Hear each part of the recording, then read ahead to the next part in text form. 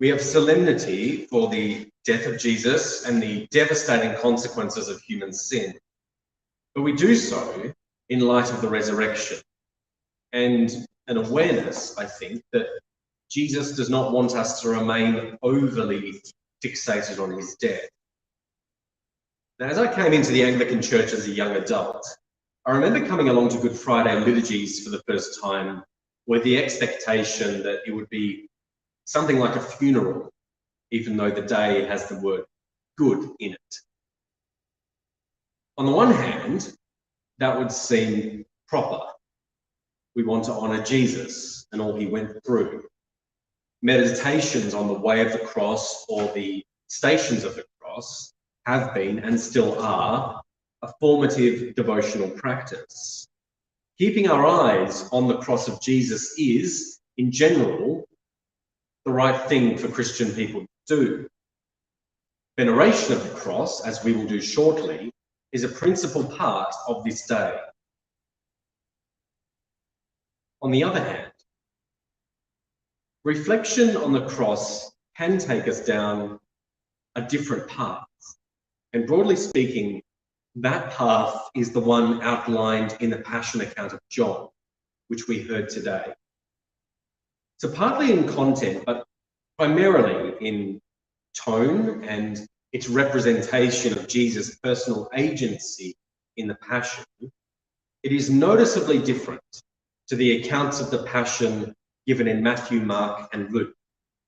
And its points of difference are what make it the Passion account always read on Good Friday.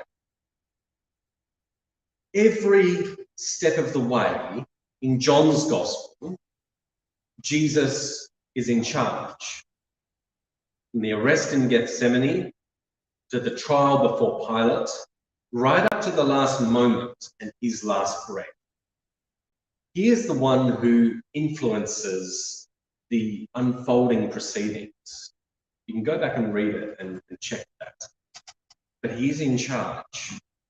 And even the final words that are reported from the mouth of Jesus are not the cry of dereliction, "Why have you abandoned me?" but the declaration that it is finished. The Lenten journey, particularly where we land on Palm Sunday and Passion Sunday, is meant to give honour to the solemnity of the way of the cross. Good Friday, though, feels a bit like a hinge, like a tipping point, where the tragedy and costliness of Jesus' death begins to be clothed with threads anticipating victory and resurrection. And that is entirely appropriate because I don't think we are meant to stay too long at Golgotha and the place of death and suffering.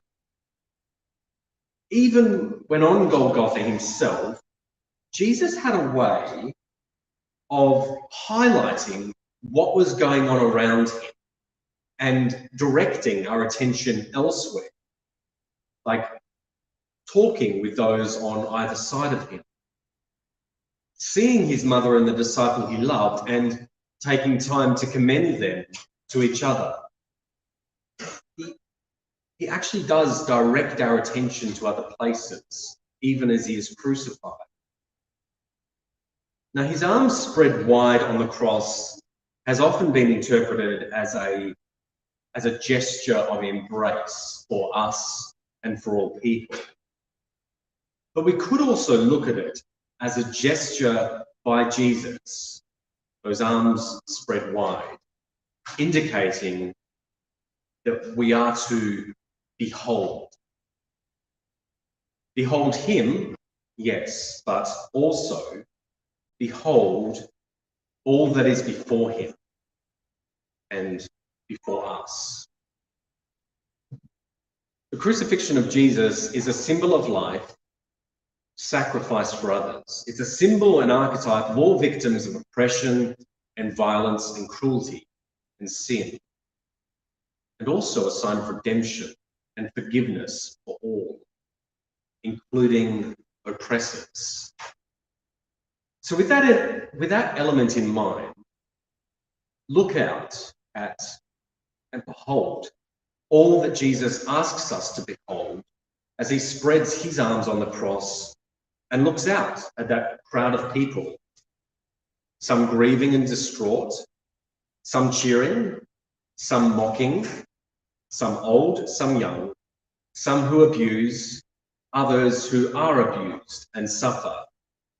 In other words, he looks out from the cross and sees humanity in its diversity. All of them, each and every one, person whom Christ lived for and loved to the point of death. Person like us. The thing is, and I thank the Reverend Elizabeth Smith for this insight, which she offered as part of the online Diocesan Lenten Reflections this year. Whilst we may want to weep for Jesus and all he went through, there's actually nothing we can do for him now. For him, in terms of his life in the first century, it is finished. He has already been crucified and died and risen, and in that, we can't help him. He doesn't need us right now. But what about all those people whom Jesus beheld from the cross and might ask us to behold as well? Those people who suffer in this day and age and are, figuratively speaking, undergoing crucifixion and times of trial. We could help some of them. And that is exactly the sort of thing worth considering on Good Friday. It's probably why, for example, Lent and Good Friday have been times of increased charitable giving in churches, often directing resources to the Holy Land. And in that spirit, you may like to support the work of the Anglican Board of Mission today. Now, ABM has partnered with the Diocese of Jerusalem since 1917, when a cry for help went out to Christians to support distressed and starving peoples of Palestine and Syria, whose lives had been devastated by the First World War. And funds raised by ABM at that time, over 100 years ago, were distributed to the poor and destitute, irrespective of race or creed, and trainloads of food and clothing and medical stores were sent. And today, that Diocese of Jerusalem operates almost 30 health and educational institutions accessible to those living in poverty, open to everyone, all kinds. So if you wish to support that sort of work, you could take an envelope or a digital donation card, which are available in the foyer. I don't often use props, but this is what they look like. In any case, this morning we look at the cross and contemplate the death of Jesus and all that that means. This powerful symbol of our salvation.